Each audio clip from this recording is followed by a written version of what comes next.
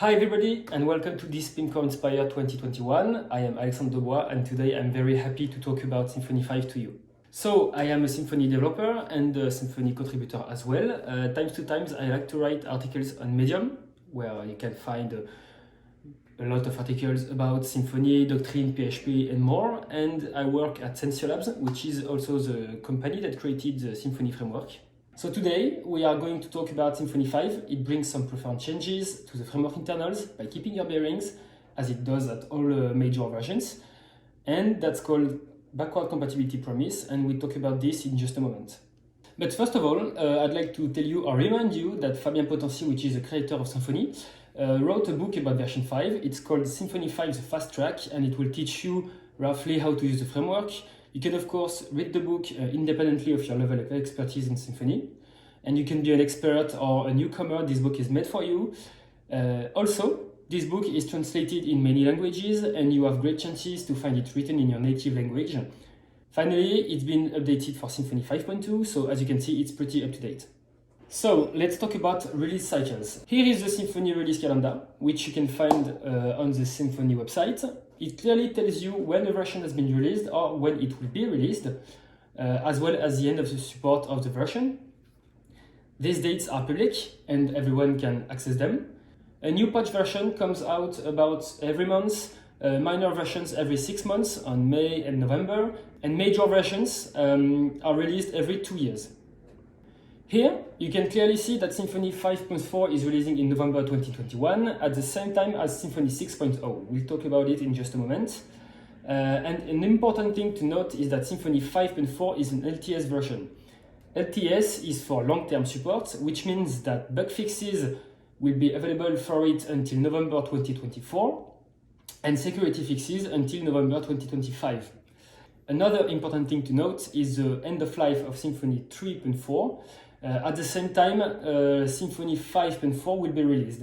Version 4.4 will still be supported for the next year. But if you're using one of these two versions, so 3.4 or 4.4, it could be a good idea to think about migrating your application to stay up to date, especially for security updates. So, what does this new major version mean? Simply, Symfony 5.0 is version 4.4 bundled with some experimental features like new components or new features on existing components and with removed deprecations. As code leaves, deprecations appear. These deprecations are removed at each major version. We will go a bit further on backward compatibility in a minute, but just so you know, this major version requires you to run PHP 7.2.5 or later and consists of more than 2,000 change files, which is a lot, I'm sure you'll agree. This is the same process every time a new major version is released. It will be the exact same thing for version 7, 8, 9 and every future versions. Removing these deprecations along the way allows the framework to have clean code without legacy parts, which would be super risky for the maintainability of it. Deprecations aren't removed between minor versions because it could bring some breaking changes, and it reinforces the predictability of Symfony releases and allows you to upgrade your code seamlessly and without surprises. Talking about seamless migration from a version to another, let me tell you a bit more about it. Symfony uses semantic versioning, which you may know. This means patches and minor versions won't bring any breaking changes, only fixes and features. But going from a major version to another could bring breaking changes. This allows you to bump Symfony version in your projects to enjoy last bug fixes and security fixes without being afraid to break completely your application. About this famous backward compatibility promise that I've been talking about for a few minutes, it consists of a set of rules Symfony contributors must respect when editing the code to ensure not all applications will break when upgrading to a new minor version. Minor is the important word here. These rules are clearly described in the Symfony website, and to give you an example, this backward compatibility promise ensures that if you properly call a public method or a public property of a Symfony class, it will never be broken between minor versions of the same major version. Same thing when implementing a method from a Symfony interface. You have the same insurance as long as you don't upgrade to a new major version. you are assured that your code will remain compatible with all intermediate minor versions. When a deprecation is brought to the code, it must absolutely lead to a warning, and this way developers know where to do changes and which code part won't be compatible anymore with the next major version. Now the moment you've all been waiting for. I think it's time to get into it. So let's see together some features that's been implemented in Symfony 5 compared to version 4. Just to be precise, I'm not talking about Symfony 5.0 only, and I will be talking about features that have been implemented in Symfony 5.1, 2, 3, etc. Symfony 5 now supports features introduced in PHP 8 and 8.1. I'm talking about attributes and the longly awaited enumerations. Attributes are kind of the successor of annotations. Here at the screen, you can see an example of validator constraints done thanks to attribute syntax and named arguments of PHP 8. One thing to note is that nested attributes are only available from PHP 8.1. In PHP 8, you still have to use annotation with validation asserts like the all asserts, line 12, because the required feature to use these nested asserts with attribute syntax has only been implemented in PHP 8.1, so that's why. Of course, it's not the only place these improvements are available, and you can find attribute support throughout Symfony, for example in the dependency injection component, as well as enumeration support in the serializer, dependency injection, var exporter, etc. That's a big step forward, and most of the framework annotations are now available as PHP 8 attributes, but also in libraries like Doctrine to define your entities, thanks to this new syntax. Now let's talk about the Notifier component. So this component has been introduced in Symfony 5.0. This is an abstraction layer to send messages from your application to users using different transports. These transports can be Microsoft Teams, Slack, Discord, Telegram, emails, or even SMS. As you can see in these code snippets, that's pretty straightforward.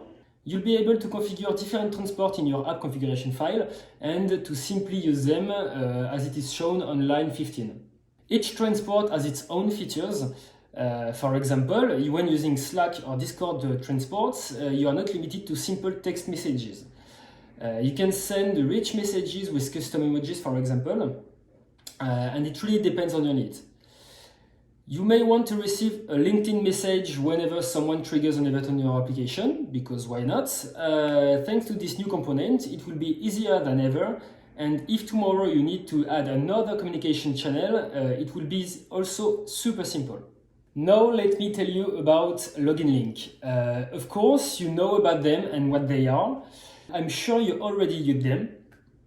Login links are also called magic links. Are hypertext links that brings you on a page that logs you automatically, generally thanks to a unique token placed in the URL parameters. Well, Symfony now embeds it in its new authenticator system, which is a replacement of the now deprecated Guard component since version 5.3. Even if this new authentication system has been introduced in Symfony 5.0, it's been marked as stable and has seen its experimental tag removed in Symfony 5.3. Anyway, so these magic links are pretty convenient and appreciated by users by the experience they offer. It's easily understandable, no need to remind any username or password to access your account. Use them with caution nevertheless. They are considered less secured than username and password pair. These links are really flexible to your needs.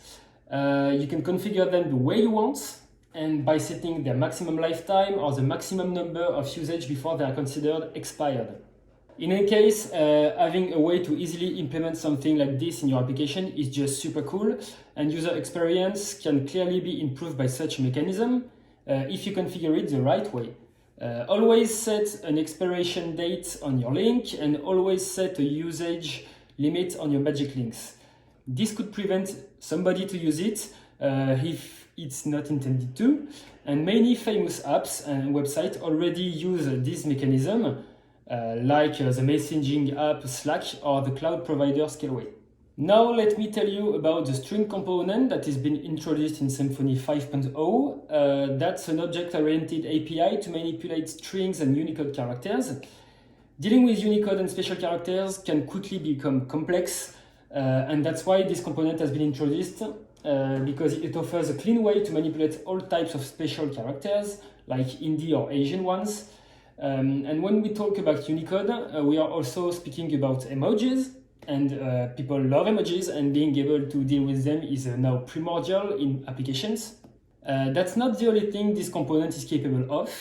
As you can see in this code snippet below, it also offers so many functions to manipulate character strings with ease.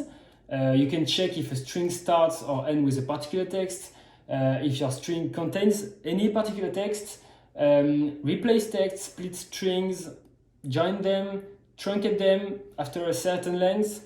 There are plenty of other functions you can find in the documentation to match regex, to lower or upper your text, convert it to camel or snake case, and many more. These functions are designed to work with different languages of the world where grammatical rules are not always the same.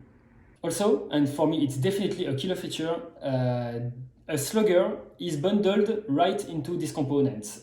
This means no need to install additional package to do this work, and you can see it in action at the end of the code snippet. Super useful, especially when it comes to SEO and creating meaningful URLs. Symfony 5 also introduces a secret management system. This allows you to easily manage sensitive informations by encrypting them. Just to precise, I'm talking about database passwords, API keys, etc. I'm not talking about encrypted database columns, which is a completely different task. This tool lets you generate a pair of keys, a public one for encryption and a private one for decryption.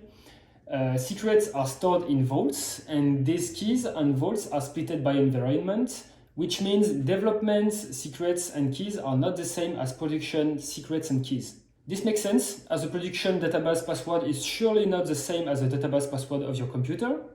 You can safely commit your encryption key to your repositories as the vault itself. Indeed, nobody can see secret values with this public key, and the private key is needed to access the vault. The public key is only used to add new secrets to the vault. A contrario, you'll have to store your private keys on a safe place, especially the production one. With this key, you are able to see secret values, which make them way less secret if the key is not in a safe place. This means once you deploy your application to your production, just place the private key in your project on production, thanks to an automated task or something like that, and Symfony will be able to decrypt everything in the production vault. By doing this, your sensitive data are safe and committed to your repository, and no one can access their values. And no need to set up another tool to manage vault and secrets. Using secrets is super simple. They can be used the same way as you do with your envar. For example, you are probably using envar in your configuration files by surrounding them with the %sign. You just have to do the same with the secret name, and Symfony will do the rest. Also, little shout out to a dedicated command that allows you to generate a new key pair and migrate all your secrets to these new keys whenever your private one is compromised, whatever the reason. Introduced in Symfony 5.2, this component simply limits how frequently an event happens.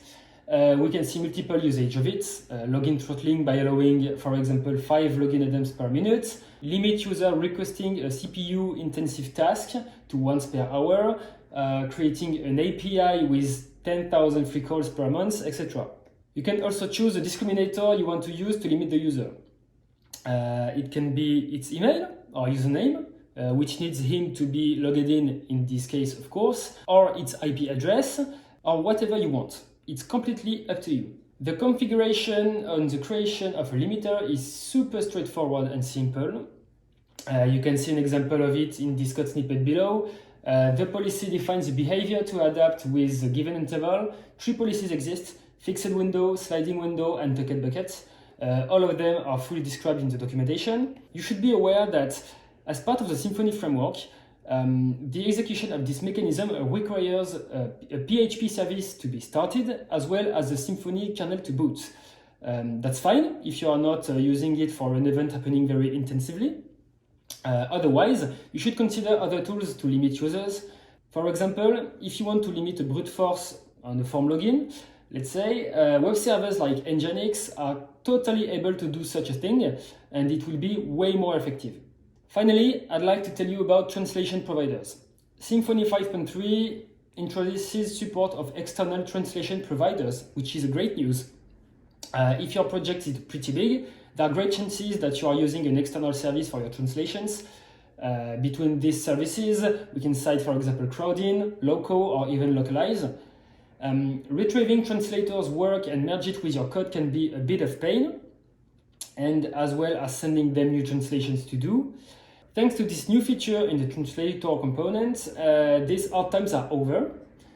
Just set up a few parameters like in the first code snippet, like your API token and the project ID, maybe stored using secrets, and that's it. You are now ready to upload and download translation to your external provider. Indeed, as you can see in the second snippet, it's simple as that. Of course, there are many options you can pass to these commands, like the local or domain to push, but what really makes this mechanism outstanding is the automatic merge of translations. You won't have anything to do, just execute the translation pull command, and you'll be up to date with the latest translation of your application. This is just a game changer in Symfony app internationalization. I'd like to thank Nicolas Grecas, which allowed me to take great inspiration from his work to prepare this presentation in slides. And if you don't know him, Nicolas is one of the members of the Symfony core team. You can, of course, find him on Twitter, GitHub, etc. That's it for me. I truly hope you like this presentation on Symfony 5 and that you learn new things.